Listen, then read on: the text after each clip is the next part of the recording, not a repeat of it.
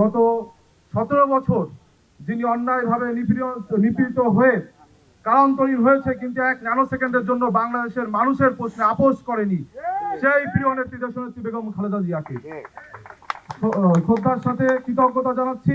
আমাদের বিএনপির ভারপ্রাপ্ত চেয়ারম্যান, বাংলাদেশ জাতীয়তাবাদী ছাত্রদলের সাংগঠনিক অভিভাবক জনাব তারেক রহমানকে, এবং আমি কৃতজ্ঞতা জানাচ্ছি বাংলাদেশ জাতীয়তাবাদী ছাত্রদল কেন্দ্রীয় সংসদকে, যারা সম্পূর্ণ গণতান্ত্রিক প্রক্রিয়ায় আজকে এই ডাকসু 2025-এর পূর্ণ প্যানেল ঘোষণা করেছে। তাদেরকে আমি শ্রদ্ধার সাথে স্মরণ করছি। আপনারা জানেন যে ডাকসুতে 28টি পদ, এই 28টি পদের পরিবর্তে 400 অধিক যোগ্য প্রার্থী কিন্তু আমাদের বাংলাদেশ জাতীয়তাবাদী ছাত্রদলের ছিল, যারা গত 17 বছর নিজের ক্যারিয়ারকে বিসর্জন দিয়ে রাষ্ট্রের প্রশ্নে আপোষহীন থেকেছে। আমি আমার সেই সকল বড় ভাই, ছোট ভাই, সহযোদ্ধা সকলকে কৃতজ্ঞতা জানাচ্ছি।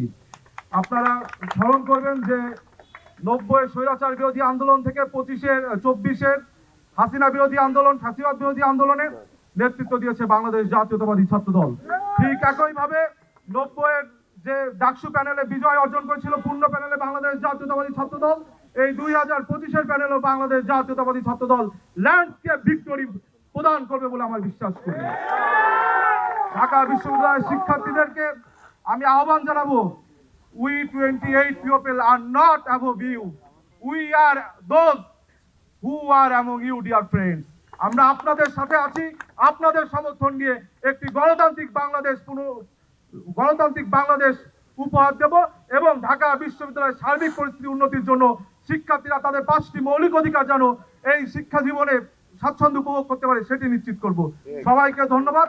বাংলাদেশ জাতীয়তাবাদী ছাত্রদল জিন্দাবাদ।